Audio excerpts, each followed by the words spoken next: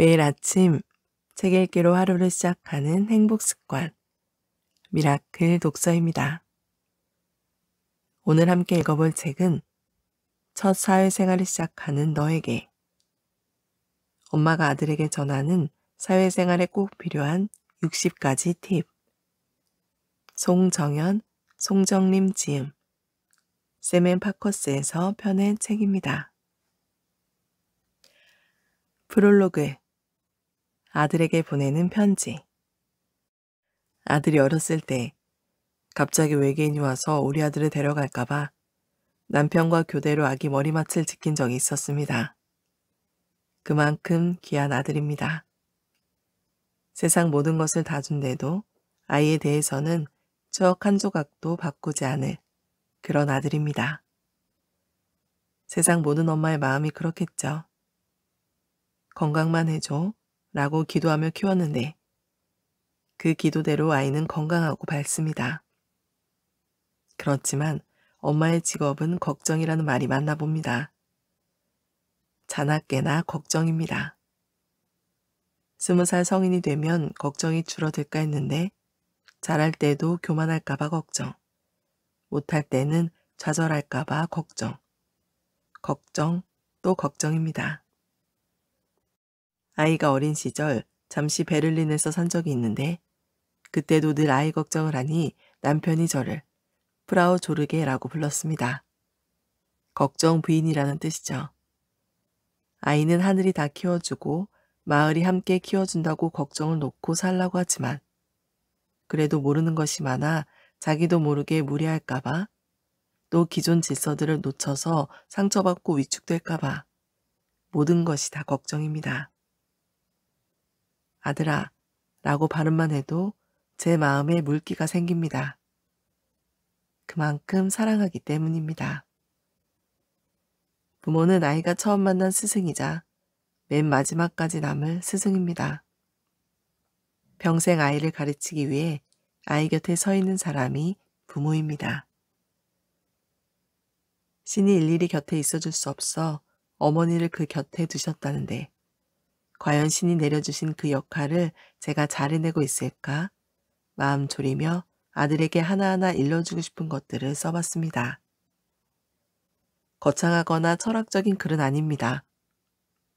상갓집에 가서 조문하는 법부터 식사 예절이며 공연장 예절 같은 사소하지만 알아두면 좋은 것들을 썼고 인간관계에 도움이 되거나 진로 고민에 보탬이 되는 말들도 썼습니다. 연애와 결혼에 대한 조언, 돈에 대한 관점, 힘들 때의 당부, 외로움 퇴치법과 적응법 등 지구인으로서 필요한 신호등과 삶의 이치와 처신에 대한 잔소리입니다. 어느 날부터인가 아이가 가장 잘하는 말, 알아서 할게요. 그러나 알아서 하지 못할 일들이 사실 아직도 있습니다. 알아서 하겠다는 아이를 붙잡고 얘기하면 엄마 잔소리밖에 되지 않습니다. 잔소리 대신 아이 책방에 살짝 이 책을 놓아주면 어떨까요? 출근하는 아이 가방에 슬쩍 넣어주면 어떨까요? 산 너머 산인 인생길의 초반부를 걷고 있는 젊은 친구들에게 뜨거운 응원의 박수를 보냅니다. 그저 바라만 보고 있지, 그저 눈치만 보고 있지, 그저 속만 태우고 있지 라는 노래 가사처럼 아이의 뒤에서 애만 태우는 엄마들에게도 격려와 응원의 박수를 보냅니다. 송정연. 가까운 사람이 세상을 떠났을 때 그 슬픔을 어떻게 다스려요? 가장 슬픈 별은 이별, 지구라는 말이 있어. 이 별은 지구인데 이 별을 붙였으면 이별이라는 거야. 지구에 태어나 지구를 떠나는 이별은 누구나에게 숙명이지. 그러므로 지구인인 우리에게는 그 어떤 일도 일어날 수 있어. 생로병사의 인생이므로. 태어났으니 병이 들 수도 있고 늙어가는 것이 자연스럽고 그리고 세상과 언젠가 이별해야 한다. 세상에서 가장 슬픈 일은 역시 이별이야. 가족이, 친구가, 정든 그 누군가가 나를 두고 이 세상에서 사라지는 것, 다시는 영영 보지 못하는 것, 그 이별의 슬픔은 그 어떤 것과도 비길 수가 없는 것 같아. 이별 준비도 안 했는데 갑자기 그 이별이 나에게 닥쳤을 때 지축이 흔들리는 충격을 받기도 해. 눈물에 심장이 들려나온다는 말을 너도 경험했지? 너를 참 아껴주던 큰아빠가 갑자기 세상을 떠났을 때, 어제까지만 해도 잘 계시던 큰아빠인데 예고도 없이 운명하셨을 때, 그때 중학생이던 네가 얼마나 울었는지 지금도 기억해. 네 방에서 밤새 흐느끼던 너의 소리가 지금도 들리는 듯해. 당시 아빠를 떠나보내고 계속 멍한 표정을 짓던 조카도 잊을 수가 없어. 우리 가족은 모두 혼돈의 슬픔에 빠졌지. 형을 잃은 아빠는 운전하다가도 눈물이 무릎 위로 주르륵 떨어지도록 오열하기도 했어. 그렇게 이별은 누구에게나 갑자기 찾아올 수 있어. 너에게 엄마도 아빠도 언젠가 기약 없이 바로 떠날 수가 있어. 하늘의 부름에 따라 가야만 하는 시간을 미리는 알 수가 없어. 그런 날이 와도 아들아, 너무 슬퍼하지 마. 또 새로운 세상으로 떠난다고 생각해줘야 해. 이미 떠난 사람은 더 이상 지구에 집착하지 않게 해줘야 해. 이 세상 인연이 다해서 가는 것이니 자유롭게 훨훨 날아갈 수 있게 보내줘. 내가 이 세상을 떠날 때 아들이 계속 우는 모습은 보기 싫을 것 같아. 엄마 잘 살게요 하고 씩씩하게 보내주는 우리 아들의 모습을 보고 싶을 것 같아. 안심하고 잘 떠날 수 있게 말이야. 그래도 슬픔이 제어가 안 될 때는 톨스토이 단편소설 사람은 무엇으로 사는가를 읽어보기 바란다. 세상의 슬픔이라는 것은 하늘에서 볼 때 그 어떤 일의 관장일 수 있다는 것을, 세상은 그 어떤 일도 일어날 수 있는 곳이라는 것을 알게 될 거야. 우리들이 생각할 땐 너무 슬픈 이별이 하늘에서 보면 어떤 이치이고 질서인 거지. 지금의 슬픔이 그렇게 단순한 것만은 아니라는 거야. 나도 아버지를 갑자기 떠나보냈을 때, 엄마를 보냈을 때, 그리고 내가 너무도 따르던 작은 오빠를 먼저 보냈을 때 너무 슬펐지만 이 질서를 생각하며 견딜 수 있었단다. 사람은 누군가 떠나면 또 다른 무언가의 사랑으로 채워진단다. 가족을 잃은 지인들이 영화 코코를 보고 위안을 받았다는 말도 많이 들었어. 영화든 소설이든 언젠가 네가 이별을 겪어야 했을 때 위안받을 수 있으면 좋겠어. 나만의 슬픔이 아니라 우주의 슬픔이라는 거. 누구나 외롭고 누구나 슬픔이 있고 나도 예외는 아니라는 것을 생각하며 마음 근육을 많이 키워두면 좋아. 슬픔을 술로 풀려는 사람도 있는데 술로는 절대 풀리지가 않아. 술이 깬 후엔 더 허망하고 술로 인해 더 힘들어지는 사람들도 많이 봤어. 차라리 육체 노동으로 슬픔을 해결했다는 사람이 많아. 슬픔을 많이 겪어본 분들의 얘기를 들어보면 슬픔에 부딪힐 때는 아주 빨리 움직이는 게 최고래. 계속 걷고 운동하고 일하고 걷고 뛰고. 그러면서 비극에 져서는 안 된다고 다독이는 거지. 너도 언젠가 이별을 겪거나 슬픈 일이 생기면 땀을 확 빼는 운동을 해봐. 달리기도 좋고 농구도 좋고 축구도 좋아. 한없이 슬픔에 잠기는 애도의 시간도 필요하지만 그것은 되도록 짧게 하고 동적으로 길게 푸는 것이 좋은 방법이야. 외할머니가 생전에 항상 하시던 말이 있어. 사람 심인 사라진다. 살다 보면 살게 돼 있다라는 제주도 말이야. 언젠가 엄마나 아빠가 세상을 떠났을 때 넌 형제 없이 혼자니까 그 이별의 농도와 슬픔을 오롯이 혼자 느껴야 할지도 몰라. 사촌들이 위안이 돼주겠지만 그래도 혼자의 몫이 있어. 세월은 흘러가지고 그리고 새로운 태양이 뜨고 새롭게 또 함께하는 사람들이 생기고 그렇게 인생이 흘러갈 거야. 아들, 영국의 호워스 생각나지? 폭풍의 언덕 배경지이자 에밀리 브론테 자매들 생가가 있는 곳. 밤에 도착했는데 폭풍우가 불어서 마치 히드클리프가 광기 어린 눈으로 뛰쳐나올 것 같던 그곳 말이야. 그러나 아침에 일어나 보니 맑은 햇살이 우리를 맞아줬잖아. 브론테 자매들은 너무 힘든 삶을 살았기에, 다시 힘을 내고 살아야 했기에 이런 시를 쓰며 버텨냈다고 해. 샬롯 브루테가 자신의 경험을 담은 시 라이프. 그곳에 적혀 있는 바로 그 시야. 인생은 정말 어두운 꿈은 아니랍니다. 때로 아침에 조금 내린 비가 화창한 날을 예고하거든요. 어떤 때는 어두운 구름이 끼지만 다 금방 지나간답니다. 재빠르게 그리고 즐겁게 인생의 밝은 시간은 가버리죠. 고마운 마음으로 명랑하게 달아나는 그 시간을 즐기세요. 가끔 죽음이 끼어들어 제일 좋은 일을 데려간다 한들, 슬픔이 승리하여 희망을 짓누른다고 한들, 그래도 희망은 쓰러져도 꺾이지 않고 다시 탄력 있게 일어선답니다. 그 금빛 날개는 여전히 활기차게 힘있게 우리를 잘 버텨줍니다.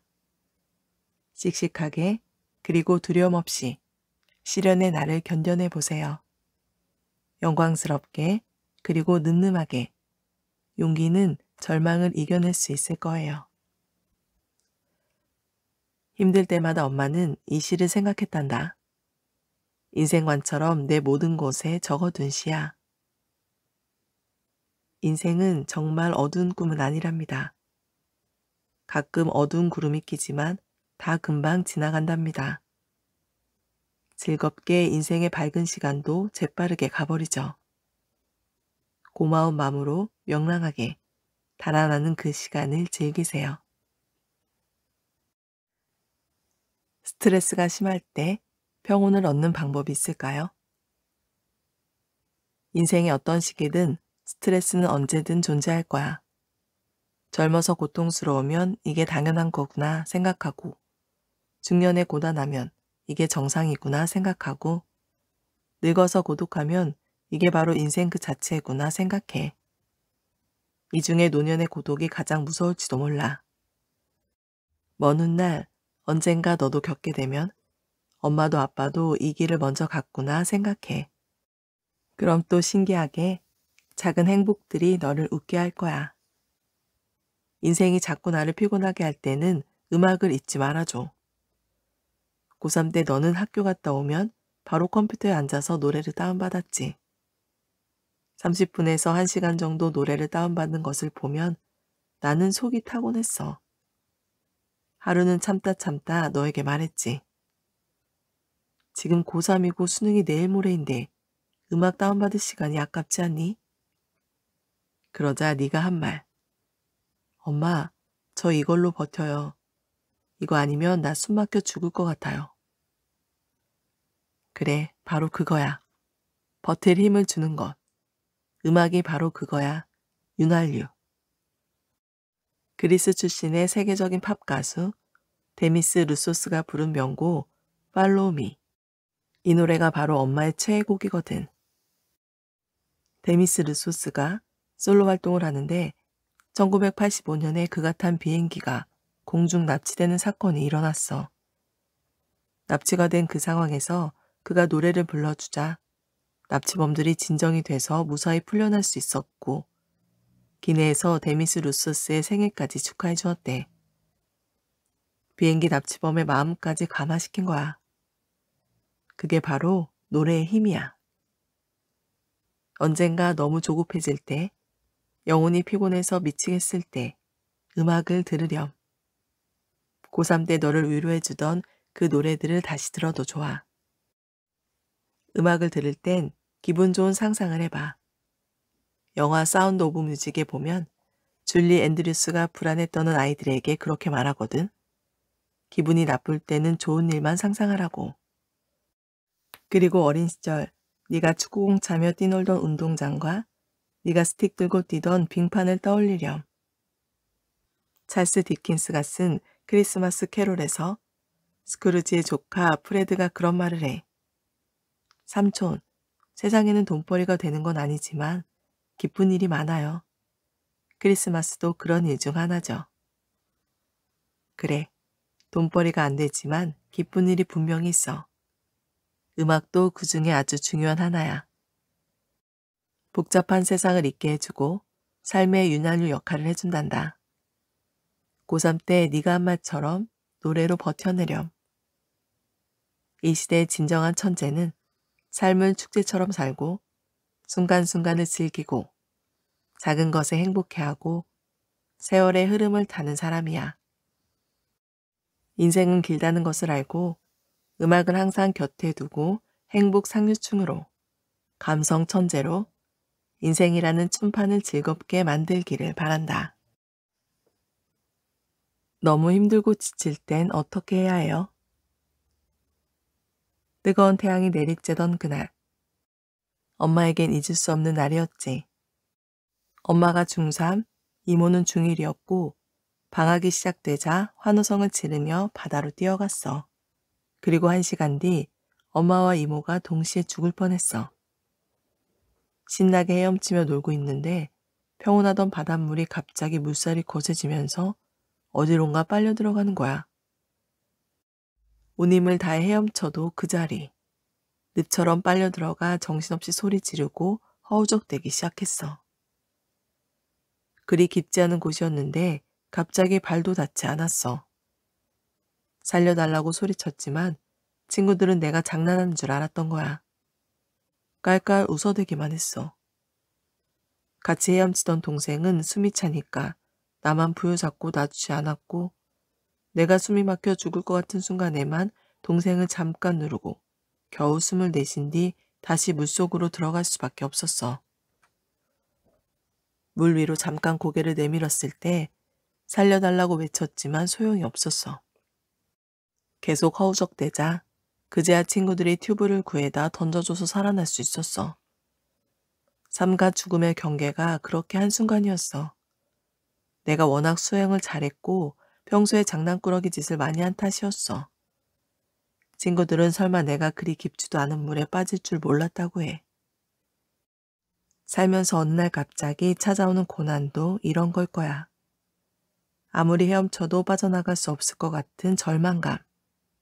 도무지 헤어나올 수 없을 정도로 물살이 세다면 혼자선 감당이 안 돼. 남이 보기엔 헤엄도 잘 치는데 네가 그럴 리가 하고 생각할 수 있어. 그러는 척하는 거라고 받아들일 수도 있지. 결국 튜브를 던져주는 것은 주위에 있는 사람들이야. 예상치 못한 물살에 내가 익사당할 뻔했던 것처럼 혼자서 해결이 안 될 땐 주위에 소리쳐서 도움을 요청해야 해. 그럼 튜브는 던져오게 돼 있어. 단 정말 죽을 지경일 때 그래야 해. 평소에 툭 하고 아우성친다면 진짜 힘들 때도 튜브를 주지 않을 거야. 30년 넘게 매일 원고를 써야 하는 라디오 작가로 살면서 막막해올 때가 있어. 오늘 방송 끝나면 내일 방송 써야 하고 그리고 또 모레 방송도 써야 하고 눈을 치우면 바로 또 눈이 내리는 것처럼 계속 쓰고 버리고 또 써야 하거든. 눈 뜨자마자 벌떡 일어나 컴퓨터 앞에 앉으면 조금 지나서야 내 영혼이 황급히 따라와 앉는 느낌이 들 정도로 매일매일 긴장감 속에서 살아왔어. 그렇게 하루하루 보내면서 가끔 암담해질 때가 있어. 내가 잘 가고 있는 건가? 제대로 하고 있는 건가? 인생을 잘 살고 있는 건가? 회의감이 들 때. 예기치 않게 청취자로부터 호된 야단을 맞았을 때도 있어. 그보다 더한 괴로움은 나 자신에게 실망했을 때야. 그냥 확 일을 놔버리고 싶기도 하고 어디론가 도망가 버리고 싶어질 때, 그럴 때마다 나는 중학교 때 겪은 이 경험도 떠올린다. 제주의 표선바다에서 체육 실기시험을 볼 때였어. 전체 학생들이 출발 시도와 함께 축항, 방파제까지 도착하기. 헤엄칠 줄은 알았지만 방파제를 보니 너무 아득했어. 도저히 내 헤엄 실력으로는 저기까지 닿지 못할 것 같았거든. 친구들 중에는 이미 해녀급으로 수영을 잘하는 애들도 있었거든. 그 애들에겐 축항까지 헤엄치는 건 아무렇지도 않은 일이었어. 삑! 출발을 알리는 호각 신호가 울리고 일제히 헤엄치기 시작했어. 처음엔 목표 지점까지 정말 암담했어. 근데 일단 눈앞에 파도만 넘기며 죽어라고 헤엄쳤단다. 그날 깨달은 것이 있어. 일단 출발하면 방파제가 멀다는 건 생각하지 말고 그저 눈앞에 파도만 넘다 보면 어느새 도착한다는 것을. 인생길을 갈 때도 저 멀리 목표를 내다보면 암담할 수가 있어. 그날 내게 닥친 일들을 하다 보면 어느덧 목표는 달성돼 있을 거야. 인생을 가는 게 어떤 때는 파도 타기 하듯이 즐거울 때도 있어. 이 항로를 절대 바꾸지 않을 정도로 순조로울 때, 그러나 그런 시기는 잠깐이고 열심히 살다가도 지치고 힘들 때, 그럴 땐 마법 같은 해결법이 있단다. 피곤하니? 힘드니? 그럼 우선 불 끄고 자. 어젯밤엔 지쳐서 눈앞에 해롱거리던 모든 사물이 밤새 충전이 돼서 힘차게 손짓하는 걸 보며 신기했던 적이 많아. 잠은 어제의 스트레스를 단절시켜 주거든. 잠에 드는 시간을 절대로 아까워하지 마. 자버리기엔 너무나 아까운 유혹들이 있지. 놓치기엔 너무 아까운 밤의 매력들 말이야. 하지만 눈 딱 감고 자는 용기를 가져야 해. 우리 몸속의 장기들도 기분 좋게 쉬고 싶을 텐데 주인이 안 재워서 툴툴대고 있을지도 모르거든. 단, 잘 때는 불빛을 다 차단하고 푹 자야 해. 치유를 담당하는 호르몬인 멜라토닌이 깜깜해야 작용한대. 모든 미련들도 다 로그아웃하렴. 핸드폰 불빛도 끄고 미등도 끄고 푹 자자. 잠잘 때 인체의 생화학적 시스템이 리셋되거든. 세포도 회복되고 수천억 개의 뇌신경도 회복이 된다니 놀랍지? 밤이 아니라 낮에도 너무 지칠 때는 15분에서 20분 정도 낮잠을 자는 것도 좋아. 길게 자면 오히려 컨디션을 해치니 딱 15분에서 20분 정도 눈을 붙이면 놀라운 회복력을 주더구나. 네가 혹시 기억할지 모르지만 중학교 때 너 학교에서 돌아오면 엄마가 암막 커튼 치고 꼭 잠깐 눈 붙이라고 추천했지. 너도 한번 자고 일어나니까 제2의 하루를 시작하는 것 같다고. 그 후에 학원에 가도 정신이 명료해서 공부가 잘 됐다고 했던 기억이 난다. 바로 그게 잠의 힘이야. 육식 동물들도 먹이를 잡은 후에는 완전히 휴식을 취함으로써 뛰어난 전투 능력을 유지한다고 해. 쉬면서 육체를 회복시키는 거지. 그리고 하나 더. 피곤을 풀어주는 신기한 마법. 그것은 목욕이야. 아무리 힘들다가도 목욕이나 뜨거운 물로 샤워하면 새로운 힘이 나거든. 게다가 내가 좋아하는 비누 향기로 씻는다면 더 행복해져. 그래서 난 샤워 용품을 살 때 향기를 몹시 중요하게 생각한단다. 꼭 냄새를 맡아보고 결정하거든. 코를 행복하게 해주는 아로마 향을 맡으려고 빨리 샤워하고 싶어지니까. 샤워 전과 후의 컨디션이 달라지는 것을 너도 느낄 거야. 일이 잘 안 풀리고 인간관계나 연애도 잘 안 될 때는 목욕을 하고 나서 잠에 푹 빠져보렴. 방전됐던 전화기가 충전되는 것처럼 자고 나면 새로운 몸이 너를 맞아줄 거야. 행복해지려면 어떻게 해야 할까요? 앞으로 너는 점점 더 바빠지겠지? 앞을 바라보며 계속 달려가게 될 거야. 성공도 좋지만 나는 네가 행복했으면 좋겠어. 바쁠수록 황폐해지는 게 아니라 순간순간 일상의 기쁨을 찾아 누려서 바빠도 행복한 사람이었으면 좋겠어. 네가 이 책이 좋다고 명예의 전당에까지 올려두었던 책 기억나? 톰 슐만의 장편 소설 죽은 시인의 사회 말이야. 거기에 이런 유명한 구절이 나오지. 시간이 있을 때 장미 봉우리를 걷어라. 이 감정의 라틴어 표현은 카르페 디엠이다. 현재를 즐겨라.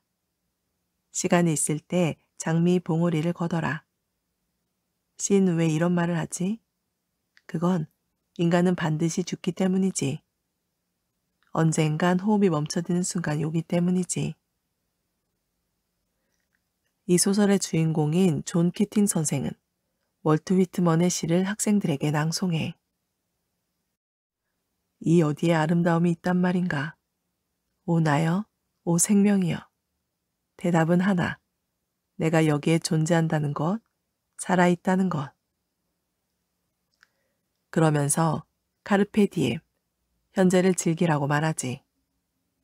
사실 행복의 비법은 너도 나도 그리고 모든 사람들이 다 알고 있어. 현재를 즐기는 것이 그 방법임을 모르지 않아.